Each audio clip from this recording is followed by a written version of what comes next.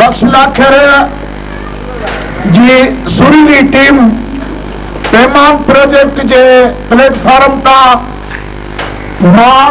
सेहतमंद खानदान सेहतमंद के उन्वान से प्रोग्राम कर रहा है, जैमें जोई से ताल्लुक रखंदड़ असांजी आर्टिस्टन की मेल ऐं फीमेल की टीम पाती है, जेकी ताके न थिएटर के जरिए पैगाम दी त औरत जा इन समाज में कड़ा हक आहिनि ऐं उनके कीअं जिंदगी गुजारणु खपे ऐं उन खे कहिड़ी दवाऊं पंहिंजो ॿोराड़ी थियण खां पोइ इस्तेमालु थियणु खपनि। ही प्रोग्राम तव्हांजे शहर में तव्हांजे ई ज़रिए बैंक के साम्हूं थी रहियो आहे। तव्हां सभिनी खे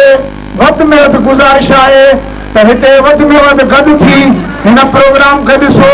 ऐं हे जेको थिएटर ज़रिए तव्हांखे पैगाम ॾिनो थो वञे उन पैगाम खे ॾिसी सबक़ हासिल कयो। तव्हांजी वॾी महिरबानी, तव्हांजा वॾा ऐं उन प्रोग्राम मां सबक़ हासिल कयो। असां मुमताज़ अली सुमरो जेको असांजो तमामु सीनियर साथी आहे, मोहम्मद जान सोलंकी जेको असांजो दोस्त आहे, अहिड़ी तरह जिथे जिथे मुझे आवाज़ पहुंचे थो या जिन दोस्तनि खे हीअ कोठ ॾेई आयो आहे हिन प्रोग्राम में शाहबाज़ थिएटर पेश कंदी जेकी सॼी सिंध में मशहूरु आहे। उनमें असांजी टीम में अॻड़ियूं शामिल आहिनि ऐं अदा बि शामिल आहिनि जेके थिएटर जे ज़रिए तव्हांखे पैगाम ॾींदा। भरत अली हीरानी साहब, उस्ताद गुल मोहम्मद सोलंकी, उन्हनि दोस्तनि खे गुज़ारिश आहे त हिते अचो। हे जेको प्रोग्राम मुख़्तसरान ॾींदा थिएटर जे ज़रिए उमेद त उनखे गौर सां ॾिसंदा ऐं ॿुधंदा। राजन शहर जो इंतिखाब कयो आहे साईं उबैदुल्ला लाखर साहब। सभ खां पहिरीं हिन थिएटर पेश करण जे लाइ हुन इंतिखाब कयो आहे साईं गुलाम नबी जतोई साहब, जेको मेड़ खां ख़ुशूसी तौर हिते पहुतो आहे असांजे प्रोग्राम में। उहो बि साईं पैमान प्रोजेक्ट सां लाॻापियल आहे ऐं हिन सथ में हुनजी वॾियूं ख़िदमतूं आहिनि। असां हुनखे हिते पहुचण में भलीकार कयूं था।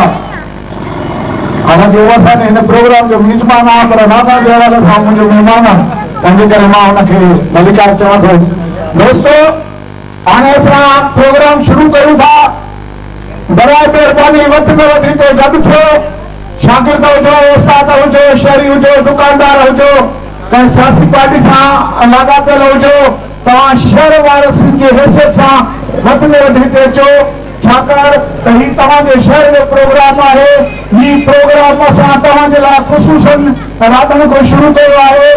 ऐं इंशाअल्लाह हिते तव्हांखे तमामु बहितरीन मज़ो ईंदो। तव्हां अचो, कुर्सी पई वञे, ही प्रोग्राम ॾिसो। प्रोग्राम बाक़ाइदे शुरू कयूं था। प्रोग्राम शुरू करण खां पहिरीं मां हिन ॻोठ सुधार संगत बख्श लाखर जे सरवार ऐं पैमान प्रोजेक्ट जे अॻुवाण साईं प्रोफेसर उबैदुल्ला लाखर खे गुज़ारिश कंदुसि त ॿ लफ़्ज़ अची ॻाल्हाए। साईं प्रोफेसर उबैदुल्ला लाखर साहब। दोस्त साईं मां शुक्रगुज़ार आहियां राधा वासिन जो जिन असांखे तमामु घणी इज़त ॾिनी। ज़िंदगीअ जी कथा माना हिकिड़ो थिएटर आहे जेको जंहिंजो तालुक जेको आहे माउ ॿार जे सिहत सां आहे। कहिड़ियूं उहे अणॼाणायूं आहिनि जंहिंजे करे असांजी जेका आहे माउ उहा गुज़ारे थी वञे, मरी थी वञे ऐं असां जेके आहिनि हेल्थ इशूज़ जे हवाले सां ही हिकिड़ो थिएटर आहे जेको इंतिहाई इस्लाही ऐं सबक़ आमूज़ आहे। ही को सिर्फ़ु विंदर जे लाइ न आहे पर ही घणो कुझु तव्हांखे मवाद ॾींदो सिखण जे लाइ ऐं इनशाअल्लाह हिन प्रोग्राम खां पोइ सिर्फ़ु 25 मिंट जो प्रोग्राम आहे जंहिंमें तव्हां घणो कुझु ॼाण हासिल कंदव। ॻोठ सुधार संगत बख्श लाखर पंहिंजो जेको आहे समाजी कम जो जेको आहे शुरूआत 1984 खां शाह लतीफ़ लाइब्रेरी खोले ऐं शुरूआत कई। उन खां पोइ ॻोठ में इस्लाही ऐं वेलफेयर जूं एक्टिविटीज़ करे हिन वक़्तु 2007 में असां खोड़ सारनि नेशनल ऐं इंटरनेशनल इदारनि सां मुंसलिक आहियूं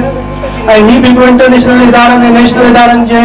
हवाले सां कंसोर्शियम हिकिड़ो ठहियलु आहे 7 वॾनि तंज़ीमुनि जो उन जो असां हिसो आहियूं पैमान जे हवाले सां ऐं पैमान 14 यूनियन काउंसिलुनि में असां हीउ प्रोग्राम करे रहिया आहियूं पैमान जे हवाले सां कोर्स संगत बचनाक करे रही आहे जंहिंमें राधण यूनियन काउंसिल कुल शरीक आहे जंहिंमें 9 यूनियन काउंसिल मेल जूं आहिनि ऐं 5 यूनियन काउंसिल कैंपुर राधन शाह जूं असां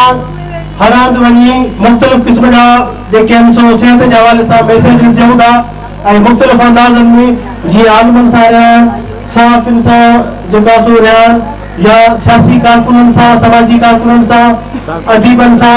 रहण या डॉक्टरनि सां जेका सो उन इशूज़ ते रहण कयूं था ऐं हीअ हिकिड़ो मुनफ़रिद प्रोग्राम आहे जंहिंमें असां स्टेज थिएटर में जेको आहे पेश करायूं था स्ट्रीट थिएटर जे नाले सां जंहिंमें माण्हू जेको आहे सो अचे इन्हनि साॻियुनि मैसेजिस खे डायलॉग्स जे थ्रू या हिकिड़ी परफॉर्मेंस जे थ्रू ॾिसनि ऐं ऑब्ज़र्व कनि ऐं ॾिसनि त असां पंहिंजे घरनि में छो त हर घर में औरत ज़रूरु मौजूदु आहे ऐं उते कहिड़ा कहिड़ा इशूज़ मसइला थियनि था उन्हनि खे कीअं एड्रेस कजे उन्हनि खे कीअं हल कजे इहो हितां तव्हांखे हिकिड़ो सबक़ु मिलंदो ऐं उन्हनि जो न हल करण जो जेको नुक़सान थियनि था ऐं जंहिंमें हिकिड़े माण्हू जो मौत थी थो वञे हिकिड़ी औरत जो मौत थी थो वञे हिकिड़े ॿार जो मौत थी थो वञे छो त लखे औरतूं हर 20 मिंटनि में पाकिस्तान जी 16 करोड़ आबादी में हिकु आमरा औरत जो मौत थिए थो त इहो हिकु कलाक में जेको आहे केतिरियूं औरतूं मरी थियूं वञनि त इन हवाले सां हीउ वॾो हिकिड़ो आम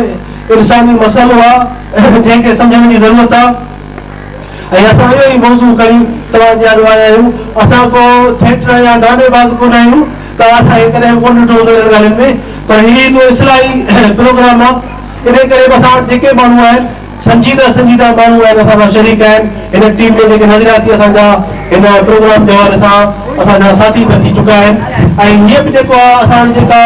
टीम आई आहे उहा बि विलेज शादाबाद हिकिड़ी ऑर्गेनाइज़ेशन आहे तंज़ीम आहे जोई में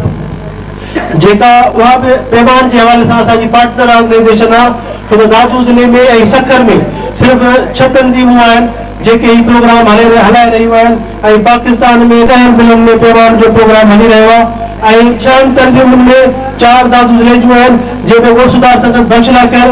तव्हांजे साम्हूं आहे गोशदार संगत अगामाई उनखे बि 13 यूनियन काउंसिलूं आहिनि मेयर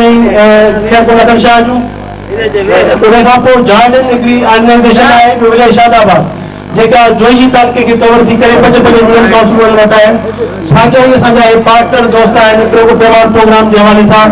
जेके हीअ तव्हांखे मैसेजिस ॾींदा ऐं इंशाअल्लाह हीअ तमामु बहितरीन प्रोग्राम आहे इस्लाही प्रोग्राम आहे ऐं तव्हां वधीक हुन में शरीक थी मोकिलियो जेको आहे नज़र आयो ऐं तव्हां ॾिसो ऐं तव्हां ख़ुदि तव्हां राया ॾियो त इहे शयूं कीअं बहितर थी सघनि थियूं तव्हांजी वॾी महिरबानी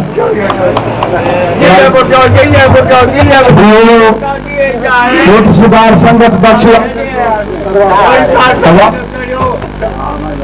गुलाम नबी खान जतोई साहब के गुजारिश कंदुसि त उहे अची हिते ॿ लफ़्ज़ ॻाल्हाइण पंहिंजो तमामु तरह जो सिलसिलो गुलाम नबी खान जतोई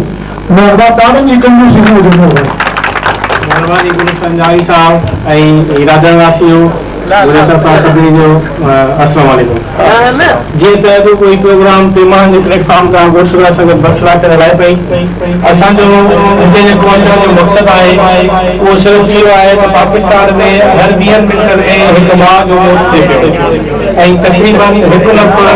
ज़िंदा जेका आहिनि ॿारनि मां 87 सैकड़ो जेके ॿार आहिनि उहे असांजा पहिरें महीने में मरी वञनि पिया आया उहे मरण छो था कहिड़े सबब आहिनि जंहिंजे करे एतिरो वॾो तइदादु आहे ॿारनि जे मौत जो ऐं नंढड़नि मासूमनि जे मौत जो उन ई मौत जी शरह खे घटाइण लाइ असां 14 यूनियन काउंसिल में माउ ऐं ॿार जी सिहत जे हवाले सां अवेयरनेस माण्हुनि में फैलाए रहिया आहियूं जंहिंमें असां उहे मैसेजिस कई रहिया आहियूं जेके उन औरत खे पेट जे दौरान कुझु मुश्किलातूं थींदियूं आहिनि अमल जे दौरान उनखे के तकलीफ़ूं ईंदियूं आहिनि उहे मैसेजिस असां घर घर वञी या पंहिंजे प्रोग्राम जे ज़रिए आगाह करे रहिया आहियूं त जीअं असां उन ॿारनि जी मौत खे बचाए रहिया सभी दोस्तों की वही मेहरबानी जो इकट्ठे थिया स्टेज ड्रामो पेश कयो वेंदो उहो बि सॼो उनई ते फोकस करे पियो त कहिड़ा असांजा रवैया आहिनि जंहिंजो असां पंहिंजे घर में ख़्यालु नथा कयूं ऐं नतीजे में असांजूं माइरूं असांजूं भेनरूं असांजूं घर वारियूं मौत जो शिकार थी वञनि थियूं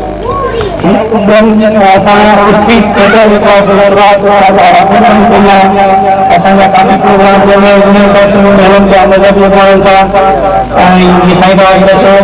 घणी मेडिकल कैंप्स आहिनि जेके असां मुफ़्त कुझु सहूलियतूं माण्हुनि खे पहुचाए रहिया आहियूं ऐं इहो असांजो क़ौमी प्रोग्राम हले पियो झटके जी बीमारी ख़िलाफ़ क़ौमी मुहिम सां हलाए रहिया आहियूं जेका 28 29 तारीख़ ते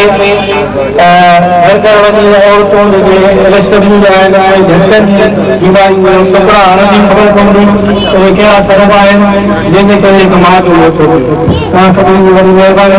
तव्हांखे पहुची रखो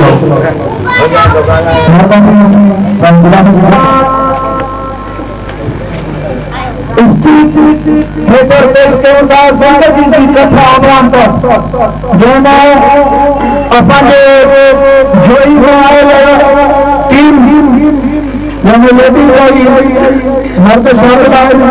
उहे तव्हांजे साम्हूं ये प्रोग्राम पेश कंदा उम्मीद है तव्हांखे वध में भी प्रोग्राम पसंद ईंदो सुल्तान सुमर साहब हाजी अख़्तर साहब मौलाना शबरीन साहब जा गुज़ारा ऐं ख़ासि करे टोकन जा जेको प्रोग्राम में शामिल थियण लाइ आहिनि असां उनजा महिमान शुक्रगुज़ार आहियूं दोस्तो हर प्रोग्राम बाक़ाइदे नमूने सां शुरू आहे महिरबानी करे आने वाले छोटे सां प्रोग्राम ॾिसिजो ऐं उन कहानी खे सम्झिजो जंहिंजे मक़सद सां असां हीउ प्रोग्राम शुरू कयूं था उन ते तव्हांखे पसंदि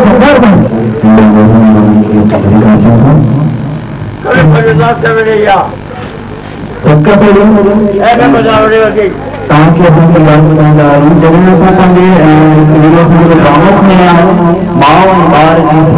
ते ड्रामो आहे हीउ ड्रामो सुभाणे थींदो आहे हीअ कहाणी कंहिंजा जी फिल्म न आहे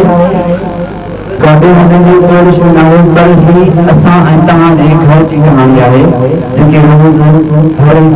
ॿिए घर में या खणी चऊं त असांजी फिल्म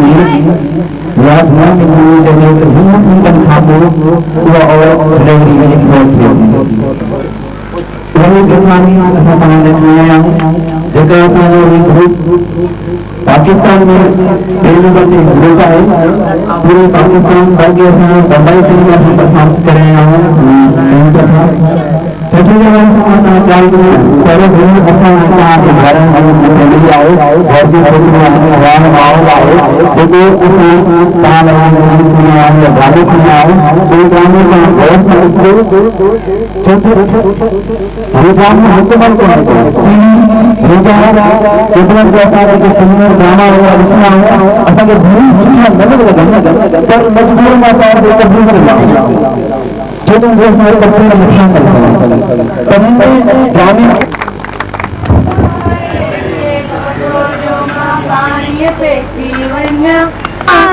हिन कुआं जो खारो पानी मिठे ते थी वञा मुंहिंजे ॿारड़े खे लोंदन पाणीअ ते थी वञा मुंहिंजे ॿारड़े खे लोडो जो मां पाणीअ ते थी वञा सस बि मूंखे सस बि मूंखे ताना ॾेती घणो घणे ते वञा मुंहिंजे ॿारड़े खे लोडो जो मां पाणीअ ते थी वञा मुंहिंजे ॿारड़े खे लोडो जो मां पाणीअ ते थी वञा हिन कुएं जो खारो पाणी मिठे ते थी वञा हिन कुएं जो खारो पाणी मिठे ते थी वञा मुंहिंजे ॿारड़े यदि सॼो ॾींहुं कमु करे करे अॼु ॾाढो कमु कयो छोकिरी कमु करे थकिजी पई आहे वरी ॿुधण कोन छोकिरे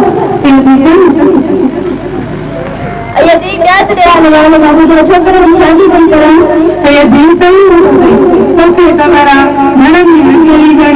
घर जा कमकार पाणी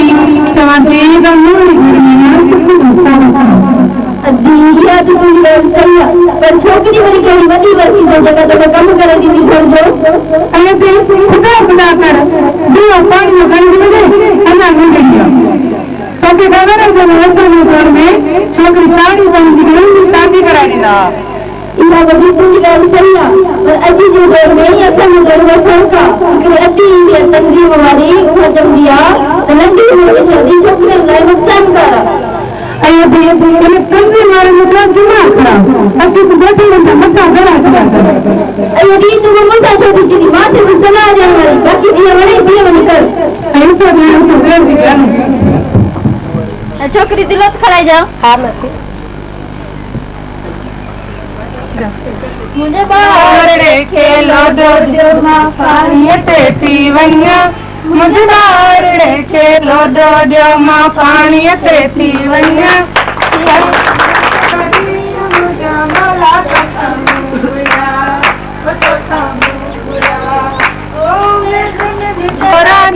मुझे तो खामू गुरा वो तो खामू गुरा मैं दिल बिसारे गए तो खामू गुरा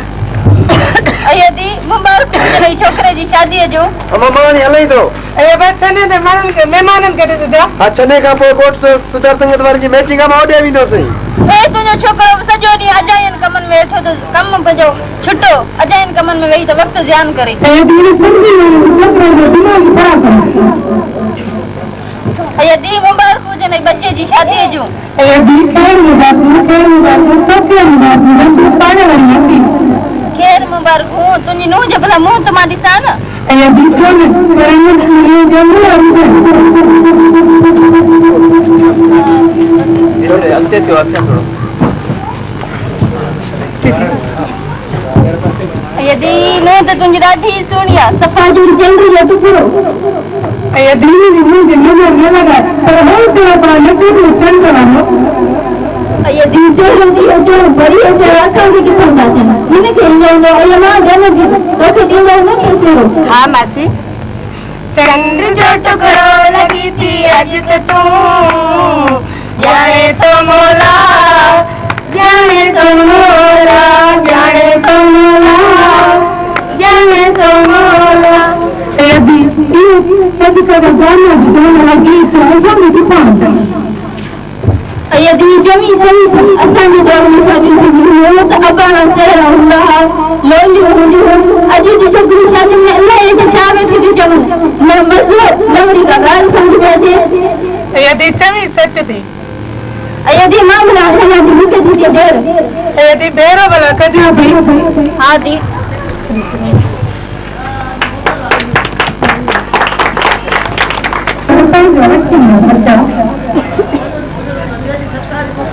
नदिया कम नदिया तुझी शादी के खोल नदिया कुत्तों का घर जो कम करता है जो पैंचो कर समझ मैं घड़ी के नदिया भी सब मिल जाए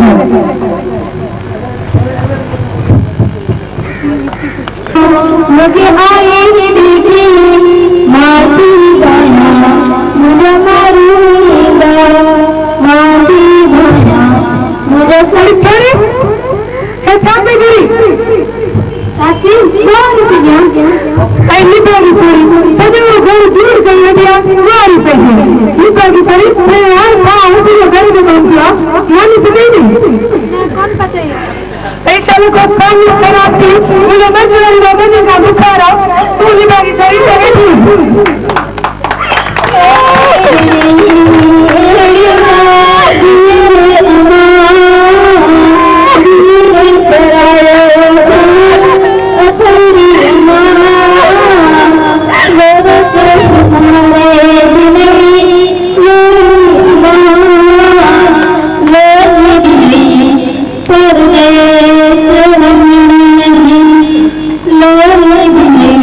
सलामकुम मामा अयो दोनों से आगे ये आवाज तो छोड़ो करे जान बस पानी लगाओ सरे रख दिया ये भाई आए न पंजी वाला वो सुबह से दिन में पड़ा हुआ ये सुबह दो दिन आने कामरे की होती है कामरे में जो पता कर सुपर आया था मैं था बंदी ने बदल के जो करे ये दिन में जो फोटो में अब तो हमारे पता भी हां पता ही है खाना के अंदर पानी पिया another three days of medical ground, 3 days of marriage.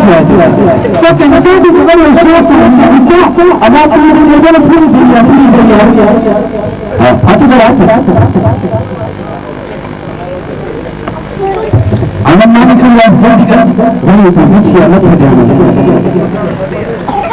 घर से पैसा निकाल कर दो फायदे से जमींदार वाला तो क्या चलाएगा सामने लोग के नाजी ये मान पटेगा ये मान पटेगा घर जब राजा में नक्शों को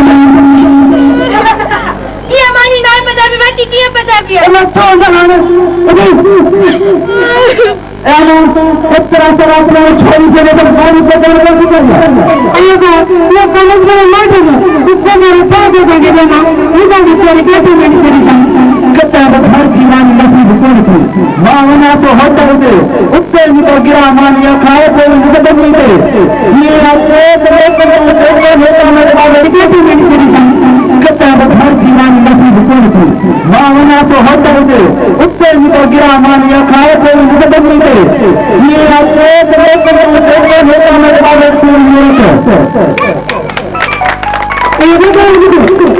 छोकरियों के छोड़ो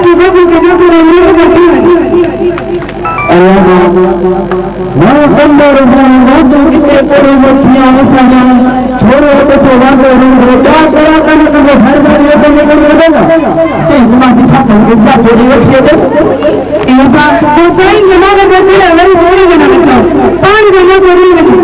अच्छा नहीं बात किया है दुख करते हैं जो मत रोए तो घर में याद करे वाह डॉक्टर के कोई जाना ठीक है ना के दो कर ना बस खोल ये बात है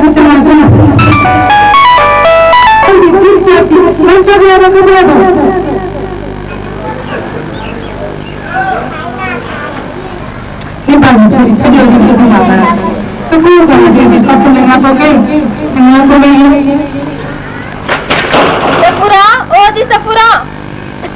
यदि घर में आई कौन ही कोई कौन था सफा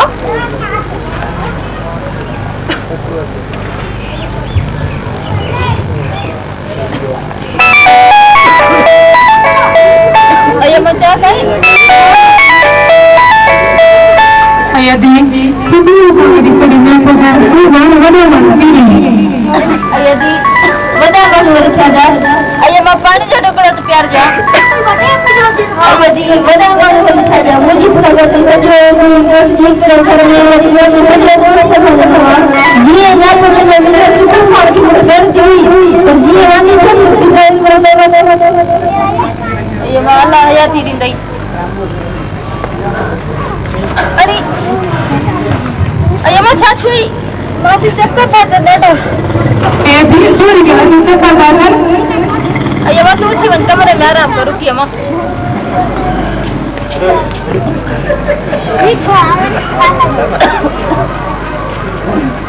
अये दी भला मैं ना पर फिर में करो अये दी तो की कमर दी अगर तो नहीं ना पूरा तो तकलीफ करता है कि हाल लगा हेलो ये किया कि तुझे गाल सही है और आसानी से नहीं देने का अगर शुभ डॉक्टर है केयर करे आसानी से कर लेते हैं वो ये दीवार जो है से कुछ बच्चों से यार मन को ले पर माइक कौन वाली में नजर मैं सिर्फ बात कर रहे हैं जहां से मतलब घर में करे ये कुछ पैसा रहेगा ये जा तो मैंने तो लाभ कर दो यदि अल्लाह आयाती के बच्चे के बाकी भजे बहुत बदल है जो साथ में बस अगले पैसा तुमने मधुर होना शाम जो दवा बच्ची की खाए बाकी जो मैं छोकरी से पे करा जा बाकी अल्लाह खैर है जी तो मेरी मां भी अल्लाह से जो कोई कमरा है पे हो तो ये दिल में क्या है मासी ओ मासी मैंने भी हम सवेरे ये मैं क्या करें हां बस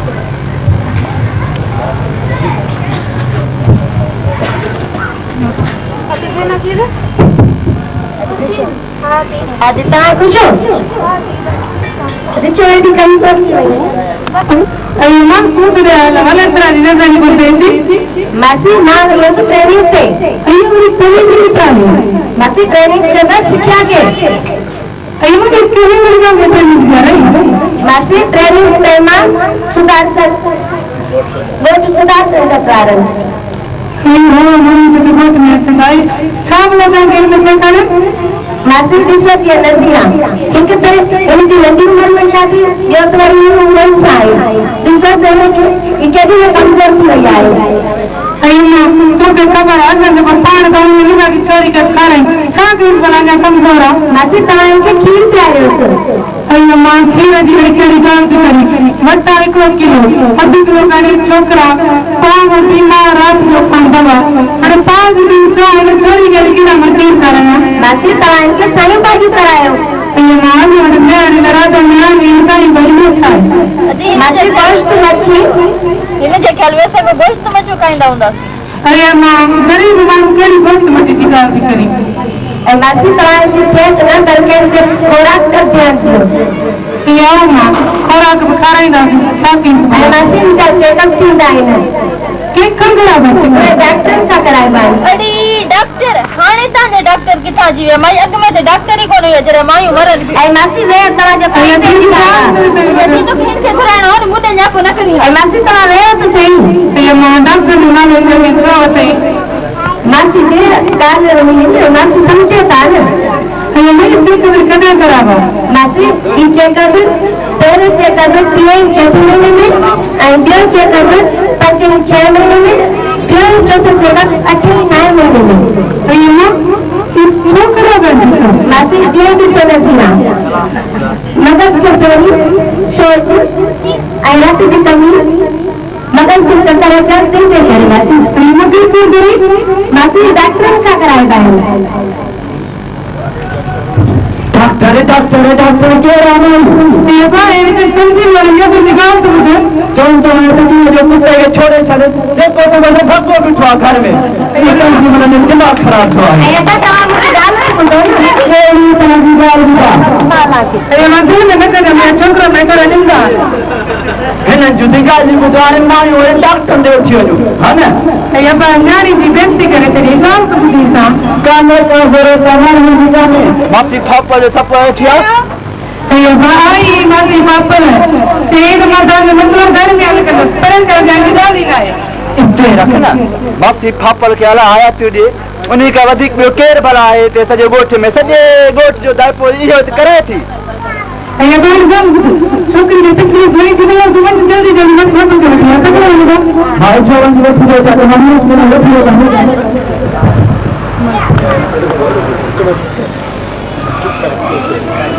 अल्लाह से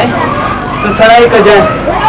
यदि पापराने बाणे को ताके यदि घबराए न अलग कंदो मसलो हल थी विंदो यदि छोकरी जेड़ी हालत थी वे तू तो जना मसलो हल थी विनो यदि तू दिल दी सफा सुस्त नहीं हला के अदा बशीर ने सच मत बाजी के डॉक्टर देखना यानो छो डॉक्टर देखना यानो मत बैठी अंदर आराम करो भाई दुआ कर अदा ने माती जी अपने मत ये दारू दे ने ए नारो बना पे बड़ी दीवार अरे तो जो दारू क्या करायो अदा तो और बेवाज कल बच्चा ना और मौत और कल डॉक्टर देनो अरे कौन है डॉक्टर ने साथी ने सारे के छेलो पासो था तो आने आराम कर दो आए तू ये पूरी तरह गफा है के भला अदा तो बच्चा ही दे बशीर बशीर ओ बाबा बशीर बाती खैर क्यों ना अया बा माई जी हालत सफा वने दी खराब थी हाथी आदम रात हमारे का देखा अभी की पत्नी करे अया बा मुजो केड़ो दो मुखा जो पुगो समा कयो म चवा दी पेजी माई करे खड़ाई वने तो चंगो थो तेरी दाई जी अंदर होने आदि रात में किते डालते घर में घर लोग करूं तो पैसो नसवारी हर आदमी आज में मजा रखने वाले गए दोस्त दा संग मेरा आया ना उसमें जिस पास बचत के अरे दूर जा ये कौन सुधार कर रहा है उनकी मारी थी मारे करके सब के चल दिया है दुकान पर मारे नहीं नहीं हमें सब यार करा दी इनको गले कराया ए बा उबे जो के ढंग से होना नहीं तो उबे रखना है अभी गांव में गए तू उबे का पैसा है तो हम नहीं मेरा गांव जल्दी करा तो जल्दी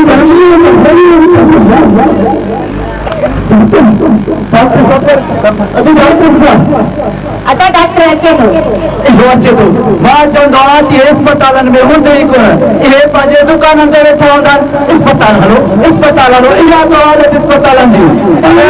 इहा असांजी लापरवाही आहे जेकॾहिं असां अॻु में अचूं हा थी सघे डॉक्टर हुजे बि पुराणी ख़बर करे डॉक्टर अची वेंदो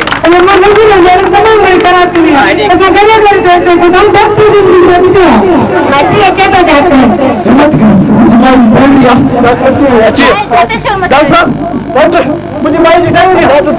सफर कर क्या मसला बेना जी पेशेंट है डिलीवरी कैंसर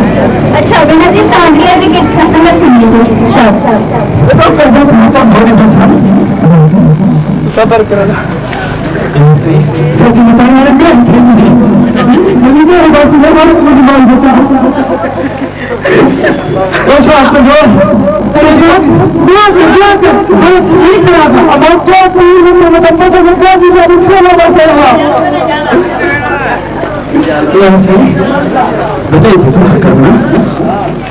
अरे बाबा बशीर मत मेरी जगह से मत मेरे बड़ा बच्चा मत मेरी और जो पास में बनाना चाहते थे वो जो का पास जो दिया अच्छा छोड़ ये वही गाल है जगह को वो गुजर में जगह में तेरा तरफ से ग्रुप फॉर्म में करा चले तो ये चीज वक्त का के कम से हम मतलब के होती था अरे अल्लाह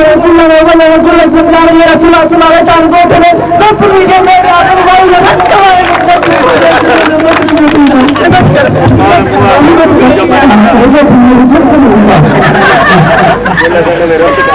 दुआ कर दुआ कर अल्लाह का तमाम से पूछ जाएगा मुबारक ये बात मुझसे जी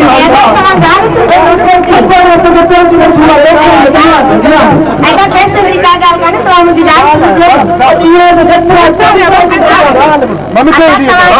देर ऐलान फरमाई से करे तव्हां जी औरत गुज़ारे चुकी आहे